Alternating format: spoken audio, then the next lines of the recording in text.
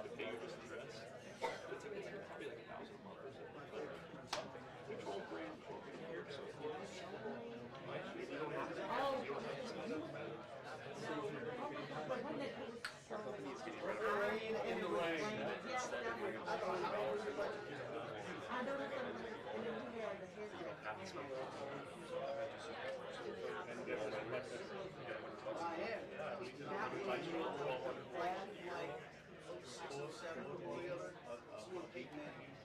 I'll take a 2% raise.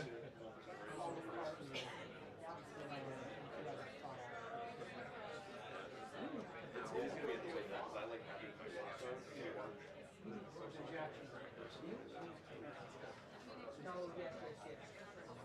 No, I'm serious. My personal phone is going to That would be I've got another good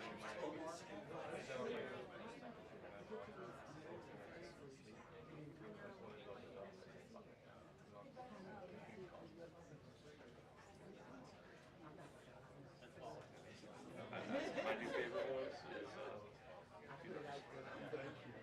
I put it on for this, just a little.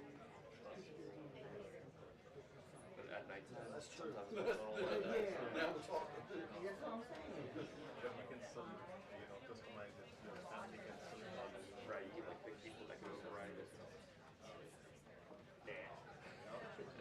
Sorry, Dad. Sorry, Mom.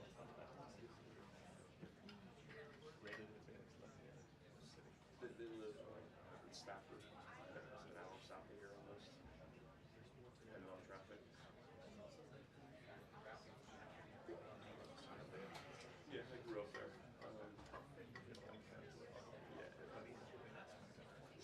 A lot of people go places, some people stay. They go crazy. Or they have a job there. I find That's right, Kevin. You go to Applebee's. You can see that from there. Yeah, if you hold it closer, I can tell. I think I like the city. I like the city. But Arlington, so there's less crime. I'm the Falls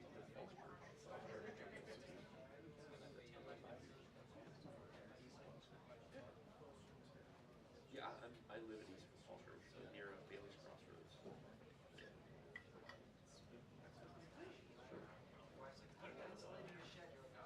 lot of Ethiopian places, big community there. Food's good. But there's no metro. No metro. It's like in a metro. Silver Line goes through like Clarendon, like towards the rest. What do you want to do to pick it up? And blue and yellow just goes south to Springfield. So in between is just There's nothing. the cemetery. Yeah. You got a big run in the cemetery. So, but I take my truck. I didn't take my truck. I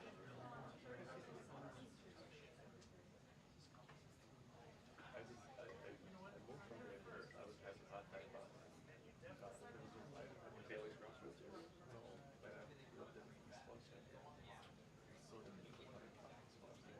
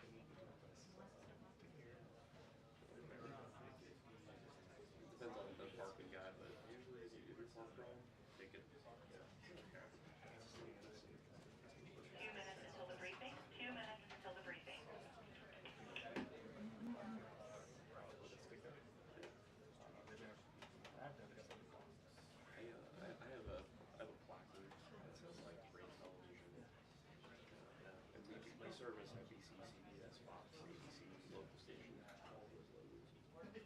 They're on the page. It's got to do this, yeah, it's got those pages. I put my cell phone number. I don't know. Maybe. I just hope you look at it and say like, oh, this is press. And when I park by the monument, Correctamente. I park by the monument sometimes for like Única. Thank you. 6 minutes. Thank you, Marky. Thank you.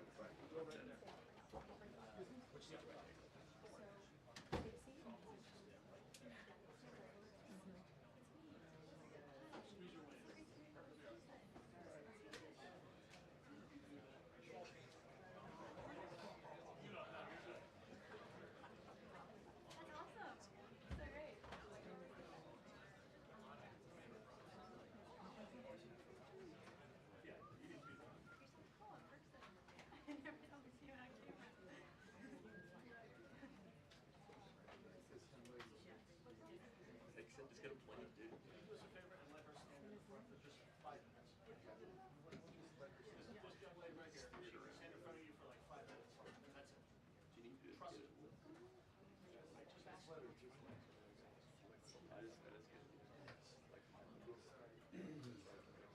She's retiring. She's retiring.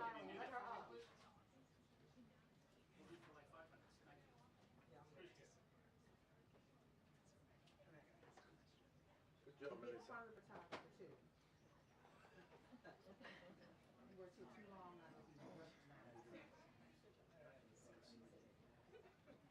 Melissa. Melissa.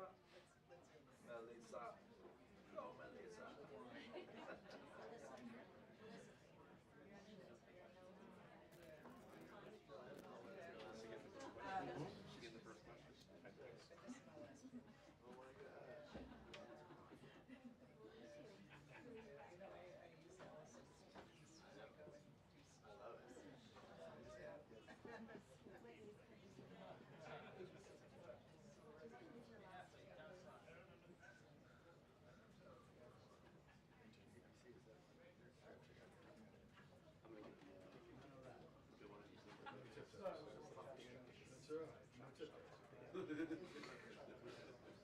I'm gonna go with Spielberg.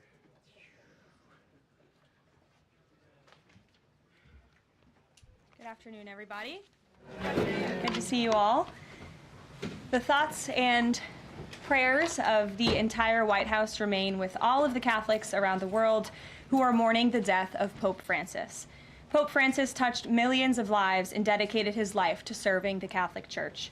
As a mark of respect for his memory, President Trump ordered flags be flown at half-staff, and he will be traveling to attend his funeral in Rome. The president will depart from Washington on Friday morning and return to the United States on Saturday evening following the funeral service. I can also confirm the dates of the president's trip to the Middle East. He will travel to Saudi Arabia, Qatar, and the United Arab Emirates from May 13th until May 16th.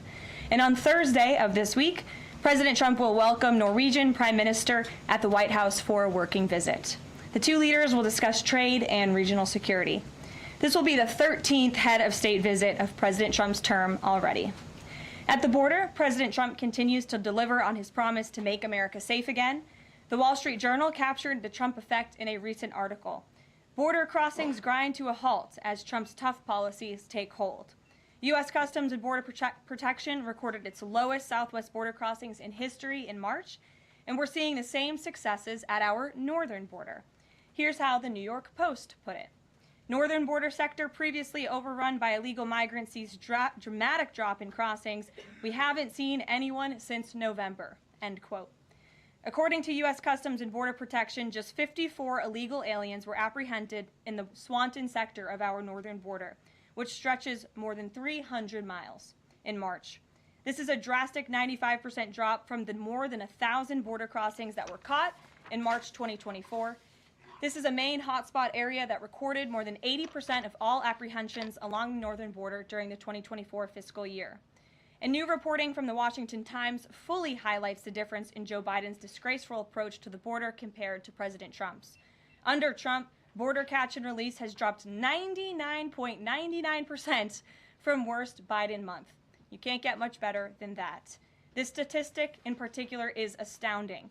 Border Patrol agents caught and immediately released 189,604 illegal aliens into the United States in December 2023 at the height of the Biden border crisis. But under President Trump, Border Patrol agents caught and released only 20 illegal aliens into the U.S. in the month of February. Thanks to President Trump, operational control of the border is becoming a reality, and the administration's historic enforcement measures are yielding huge results. Illegal aliens are finally getting the blunt message. If you cross the border illegally, you will be swiftly deported and never return to the United States of America. Efforts to arrest the criminal illegal alien invaders are continuing to ramp up. ICE Chicago arrested a Mexican national convicted of predatory sexual assault of a child in Cook County, Illinois. This week, ICE Denver arrested a Mexican national convicted of sexual assault of a child in Houston County, Texas. ICE Miami arrested a Nicaraguan convicted of aggravated battery in Hillsborough County, Florida. ICE Houston arrested a Salvadorian national convicted of attempted sexual assault of a child in Escape in Dallas County, Texas. And ICE Chicago arrested a Mexican national convicted of aggravated sexual abuse of a minor in Illinois. Despite the Democrats' insane objections, President Trump will continue to embolden law enforcement officers to arrest dangerous legal alien criminals and keep our communities safe. And also, thanks to President Trump's America First economic approach, investments continue to pour into our country. Swiss pharmaceuticals company announced they will be investing $50 billion in the United States over the next 5 years, creating 12,000 new quality jobs. Regeneron Pharmaceuticals also agreed to pay Fujifilm Technologies more than $3 billion over the next decade to help manufacture its medicines in the United States. It's a top priority for President Trump to ensure we are producing critical medicines and pharmaceutical drugs right here in America, and that is exactly what we continue to see happen every day. In other news, the Trump administration has announced we will put an end to Joe Biden's illegal student loan bailout attempts. No student loan has been referred to collection since March of 2020. That comes to an end. On May 5th, the Department of Education will resume involuntary collections for borrowers with defaulted federal student loans. The student loan portfolio controlled by the federal government is nearly $1.6 trillion, but fewer than 4 out of 10 borrowers are in repayment. This is unsustainable, unfair, and a huge liability for American taxpayers. Debt cannot be wiped away. It just ends up getting transferred to others. So why should Americans who didn't go to college or went to college and responsibly paid back their loans pay for the student loans of other Americans? The Trump administration will never force taxpayers to pay student loan debts that don't belong to them. Student loan borrowers need clarity, and we're finally giving it to them. Borrowers will now be clearly expected to repay their loans, and those who default on their loan obligations will face involuntary collections. The government can and will collect defaulted federal student loan debt by withholding money from borrowers, tax refunds, federal pensions, and even their wages. America is $36 trillion in debt. We must get our fiscal house in order and restore common sense to our country. If you take out a loan, you have to pay it back. It's very simple. President Trump will not kick the can down the road anymore. Before we open it up to questions today, I want to commend our pool photographer who is in the room with us today.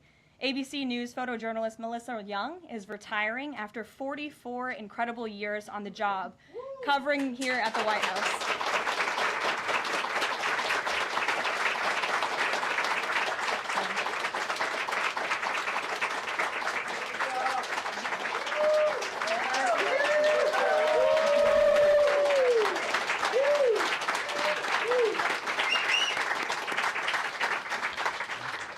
Melissa, congratulations. You have the largest round of applause I've ever heard in this room. So there's something we can all agree on, and you've had an incredible career here covering the White House. So congratulations to you, and we hope you enjoy retirement. I'm sure you will. And everybody else in the room will be very jealous of you as you're enjoying your rest. All right, let's get to it. We have a individual in our new media seat today. His name is Tim Pool. He's a political commentator and a media entrepreneur with millions of followers, a very big platform. Currently hosts Timcast IRL, a daily news and discussions show, and The Culture War, a weekly podcast exploring cultural and political issues. His programs feature in-depth conversations on topics such as free speech, censorship, identity politics, and societal change, often engaging with a diverse range of guests. He's in Washington today because we are also hosting a local media row across the street in the Eisenhower building, which is a testament to our commitment to bring new voices into the White House to cover the president and this administration. So Tim, why don't you kick us off today? Yes, many of the news organizations that are represented in this room have marched in lockstep on false narratives, such as the Very Fine People hoax, the Covington smear, and now what's being called the Maryland Man hoax, where an MS-13 gang member adjudicated by 2 different judges, I believe, is just simply being referred to as a Maryland man over and over again. Now, in an effort from the White House to expand access to new companies, you've created this new media seat. So I'm wondering if you can comment on, following this expansion, you've had numerous outlets disparage the companies that you've had sit here, as well as the reporters. I'm wondering if you could comment on the unprofessional behavior, as well as elaborate if there's any plans to expand access to new companies. Sure. Well, we certainly welcome diverse viewpoints in this room, which is one of the reasons we have you in here, and there's many new faces in this room in comparison to the previous administrations. We want to welcome all viewpoints into this room. We welcome unbiased journalists who really care about the truth and the facts and the accuracy, and you rightfully pointed out the Maryland Man story, which I, from this podium, when The Atlantic published it, on that very first day, I came to this podium and said, this is wrong. The press in this room have this story wrong, and we have seen more and more evidence come to the table that we have had all along. We were always right. The president was always on the right side of this issue to deport this illegal criminal from our community. And it is despicable to see the media continue to refer to this individual as someone who is just a peaceful man living his life in Maryland. This was and always has been an illegal criminal, an MS-13 gang member, and a designated foreign terrorist. And the administration maintains our position to deport these individuals from our community. So thank you for being here, Tim. It's great to see you. Thank you. Dasha, why don't you kick us off? Thank you, Karoline. You're welcome. I really appreciate it. I have 2 questions, one on the Pentagon and another on the economy. You said on Fox News that the entire Pentagon is working against Secretary Hegseth, but the people who were fired were Hegseth's own guys. So how do you square that, and what do you say to concerns that that's bad management? They were Pentagon employees who leaked against their boss to news agencies in this room. And it's been clear since day one from this administration that we are not going to tolerate individuals who leak to the mainstream media, particularly when it comes to sensitive information. And the Secretary of Defense is doing a tremendous job, and he is bringing monumental change to the Pentagon. And there's a lot of people in this city who reject monumental change, and I think, frankly, that's why we've seen a smear campaign against the Secretary of Defense since the moment that President Trump announced his nomination before the United States Senate. Let me reiterate, the president stands strongly behind Secretary Hegseth in the change that he is bringing to the Pentagon, and the results that he's achieved thus far speak for themselves. Is there an FBI investigation into the leaks? The secretary said that these people would be prosecuted, so is the FBI investigating? You'd have to ask the FBI, you have to ask the Department of Justice on what they plan to do, but certainly we take leaks with the utmost seriously across this administration. You've seen people fired from the Department of Homeland Security. The president has made it clear it's an unacceptable behavior. And on the economy, Karoline, Peter Navarro said that it's perfectly possible to do 90 deals in 90 days. We haven't seen one just yet. How soon might we see a deal, and what evidence can you share that progress is being made in these trade negotiations? Sure. Well, I spoke to our entire trade team this morning. There is a lot of progress being made. We now have 18 proposals on paper that have been brought to the trade team. Again, these are proposals on paper that countries have proposed to the Trump administration and to our government. You have Secretary Bessent, Secretary Lutnick, Ambassador Greer, NEC Director Hassett, and Peter Navarro, the entire trade team, meeting with 34 countries this week alone. We are moving at Trump speed to ensure these deals are made on behalf of the American worker and the American people. And just yesterday, it seemed to get a little bit lost in the news, and I think it's a disservice to the American public that it did. The Vice President announced terms of reference for a trade deal with India. That is a big deal. We know when we look at the numbers, the monetary trade barriers and the non-monetary trade barriers from India, they have been ripping off the United States and American workers for a very long time. So the fact that the Vice President with Prime Minister Modi on that trip in India announced these terms of reference, which is essentially a framework to move the ball forward to sign a good trade deal between our two nations, is great progress, and it speaks to the work ethic and the real labor that's being put into this effort by the President's trade team. Sure. Go ahead. The proposals that you talk about, is that enough to extend the pauses on these reciprocal tariffs, or does the President need to see, these deals inked and signed to offer any sort of additional extension beyond the 90 days? Well, look, ask me in July when the deadline hits. I know I'll be answering those questions from all of you in this room. There's a lot of time left, and the President's trade team is working, again, at Trump speed as quickly as they can to ensure that these deals can be made. Are any of those conversations yet with China happening? I actually do have something to share on that. I asked the President about this before coming out here, and he wanted me to share with all of you that we're doing very well in respect to a potential trade deal with China. As I mentioned, there have now been 18 proposals in more than 100 countries around the world who are wanting to make a deal with the United States of America, and the President and the administration are setting the stage for a deal with China. So we feel everyone involved wants to see a trade deal happen, and the ball is moving in the right direction. Sure. Setting the stage for a deal with China, what does that mean? Has the President spoken directly with Xi yet? I don't have anything to read out on a direct talk between the President and President Xi, but we will continue to keep you updated. And Secretary Bessent reportedly today told investors that this trade standoff with China he expects will be de-escalating soon because, as he described it, reportedly the situation is unsustainable. Is the President considering taking steps to de-escalate the situation with China? Again, I just read you words directly from the President of the United States. Those are moments ago. That's where his head is at right now. Sure. Caroline, I had two questions, one on immigration and one on China. First on immigration.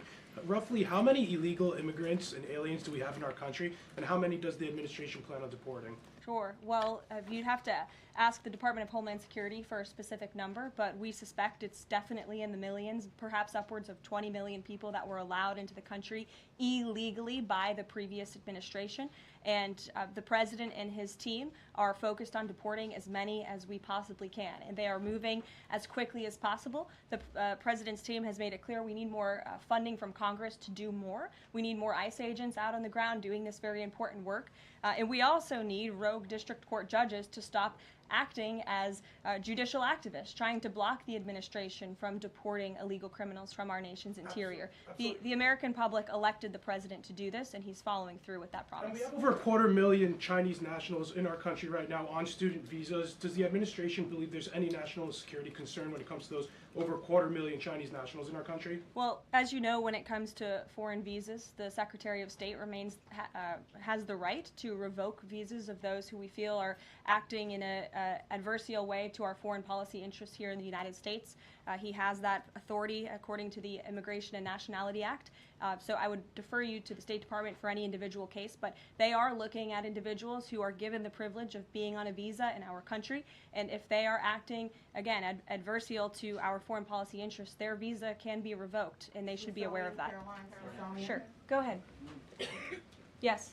I'm calling on you. Thank you, Caroline. You're welcome. Within the last few weeks, several countries have warned their citizens about travel to the U.S., and the Department of Commerce's own stats know that from a lot of countries, the number of visitors is falling. Does the White House have any message for people that might be reconsidering business or tourism travel to the U.S.? Where did you see that report? With the statistics coming from the Department of Commerce. Said what? It's hard to hear you. Sorry.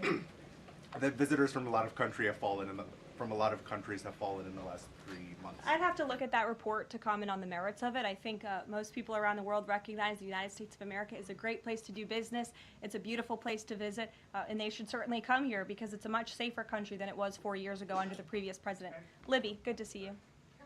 A question about this upcoming announcement from HHS to ban food dyes. During the first week of the administration, the FDA announced that it's pulling its plan to ban menthol cigarettes, So 2 questions for you. How do you square a ban on menthol cigarettes being pulled and then announcing this ban on food dyes? And then how does the president feel about this upcoming ban that RFK is going to announce? Sure. Well, look, the Secretary of Health and Human Services, the president nominated him because he trusts him to make this country healthy again. It's not just a slogan, it really is a movement that has broken ground across the country. There's millions of people who believe in RFK Jr., Secretary Kennedy, and what he's doing. I don't want to get ahead of HHS with this historic announcement later and the details of it, but obviously the Secretary feels that he has reason and evidence to announce the ban on artificial dyes later, and I'll let him speak to that this afternoon.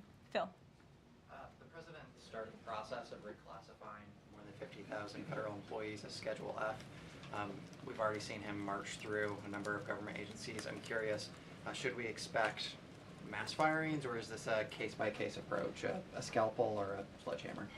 Well, look, as you saw on Friday, the president put out a statement about it. The Office of Personnel Management reclassified workers. They're now called Scheduled Policy/Career. And all the president is trying to do is ensure that federal workers are being held accountable for corrupt behavior. If they are engaging in corruption as a government worker, they should no longer have their job. I think that's pretty common sense.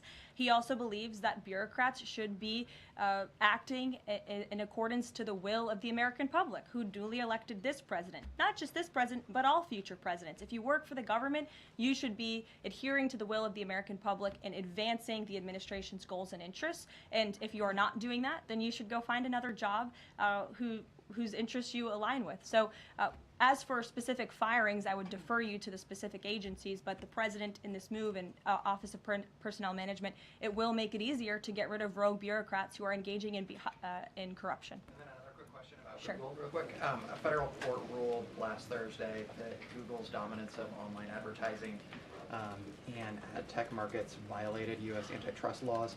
I know the president has spoken to a number of folks in big tech, and Google's CEO was even at his inauguration.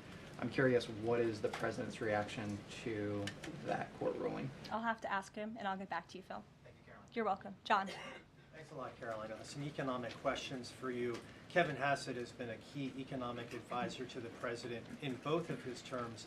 In 2022... And he still is. And he still is. He was just in my office. Absolutely. In 2022, he said that the independence of the Fed is super important. That's a direct quote. Is that something that the president subscribes to? Does he still believe in the independence of the Federal Reserve? Well, look, I think the president has made his position on the Fed and on Powell quite clear.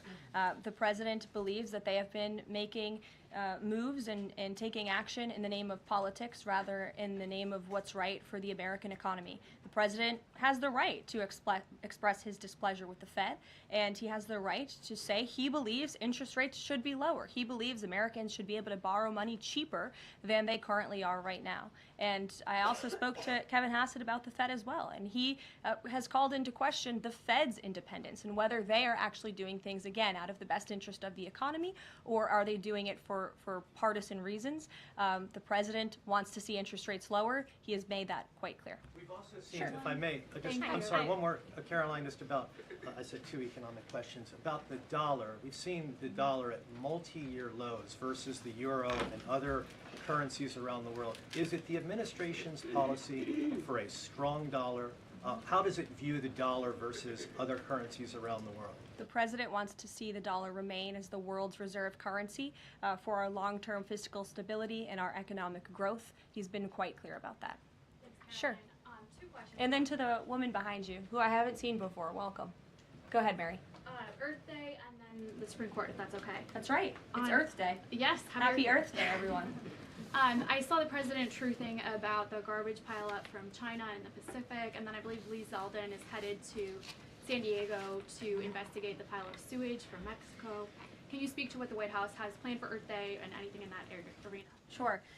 I do have points from the EPA. Administrator Zeldin's doing a fantastic job, and they are always sharing their accomplishments with the White House, which we very much appreciate. He will be traveling, I believe he's in California today, for sewage situation. Here you go. Administrator Zeldin met with his Mexican counterpart to discuss steps Mexico needs to take to ensure the water entering the United States is clean and safe.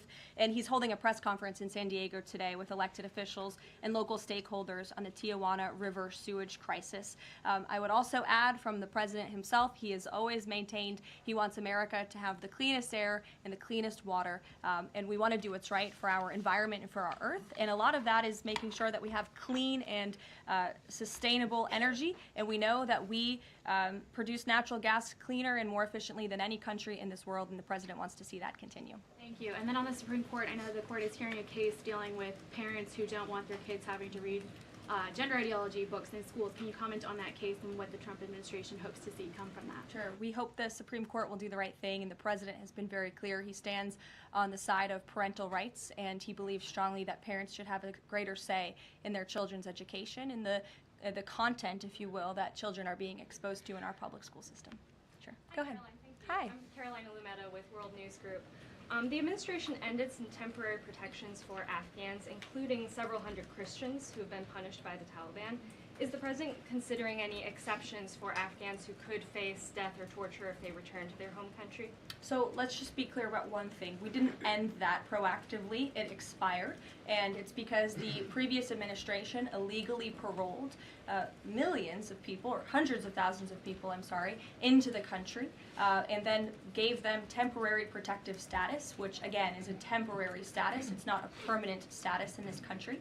And if there are individuals here who came in through the Biden administration who want to claim asylum, there is a legal process to do that, and those cases will be adjudicated by a judge on a case-by-case basis. We have a legal immigration process in this country for a reason, and all this administration is trying to do is effectuate that. Reagan. Thank you, Caroline. I have two questions for you Sure. on immigration. March deportation numbers were down slightly from the same time period last year. SCOTUS recently ordered a pause on deporting Trinidad and Tobago members with the Alien Enemies Act. I'm curious what other tools the administration is looking at to boost those deportation numbers. Sure.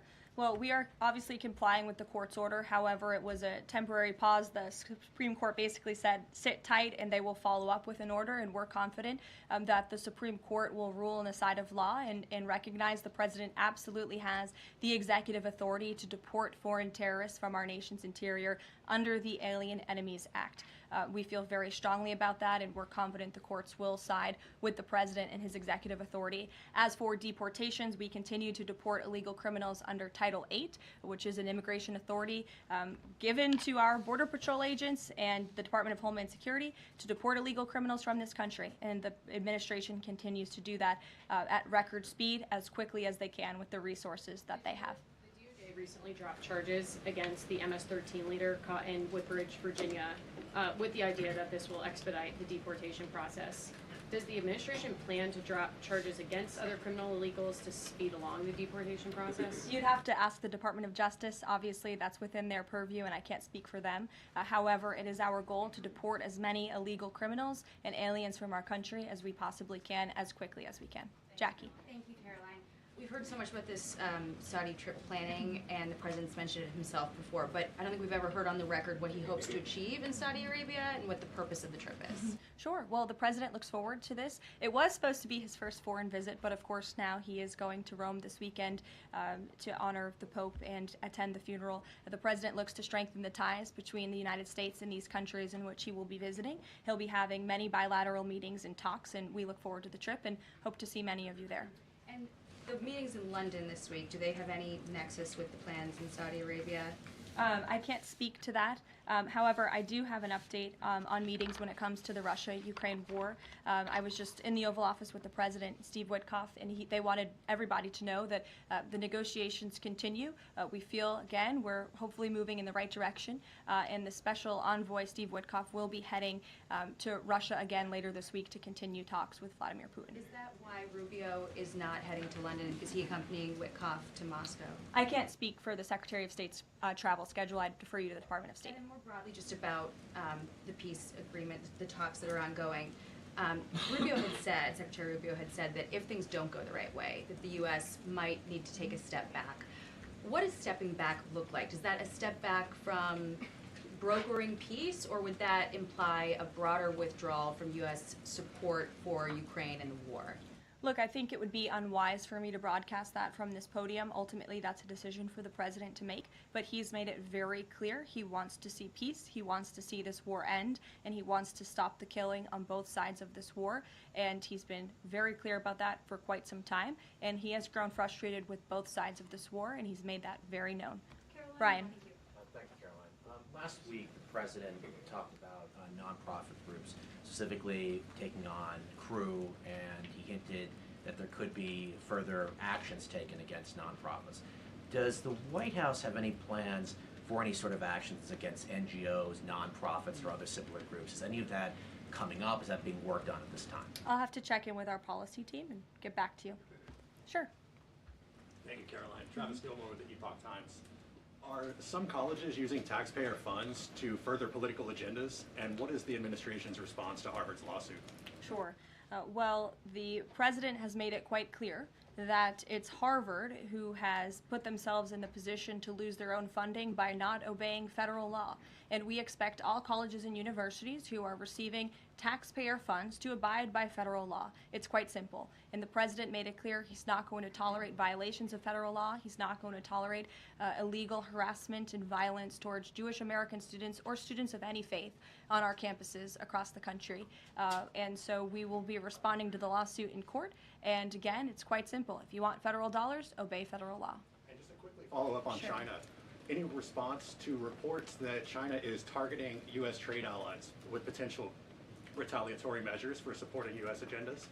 I think the numbers and the sheer number of countries that have reached out to the United States and reached out to this administration to cut good trade deals speak for themselves. The entire world knows that they need the United States of America and they want to do business here, and so we'll stay focused on cutting good trade deals on behalf of the American worker. Stephanie. Thank you, Caroline. Can you give us any additional details from the president's call with Netanyahu today? I did speak to the president about it. It was a good call. They spoke particularly about Iran and the negotiations that are underway with Iran and the United States. And the president has made it very clear repeatedly, but I'll reiterate, there is no daylight between the United States of America and the state of Israel. He stands strongly behind our ally. He's made it quite clear when it comes to Iran that we want to see a deal, and Iran has a choice to make. But the president has also made it very clear, and he reiterated that in his call with Prime Minister Netanyahu today about the need for Iran to never obtain a nuclear weapon. I do have one more bit of news that I would like to share with all of you. Just give me 1 second to find it. And it's in regards to the terrorist attack that took place in India earlier today. The president has been briefed by the National Security Advisor, and he's being kept up to speed as more facts are learned. What we know already is dozens were killed and even more were injured in a brutal terrorist attack in a popular tourist location in South Kashmir. President Trump will be speaking with Prime Minister Modi as soon as he possibly can to express his heartfelt condolences for those lost. And our prayers are with those injured and our nation's support for our ally, India. These types of horrific events by terrorists are why those of us who work for peace and stability in the world continue our mission. So we'll give you a readout of that call later this afternoon. There's a lot of work to be had. You may hear from the president later this afternoon as well, and we'll see you all later. Thank you. Were any Americans among those dual American citizens? We'll keep you posted. Yeah, thanks.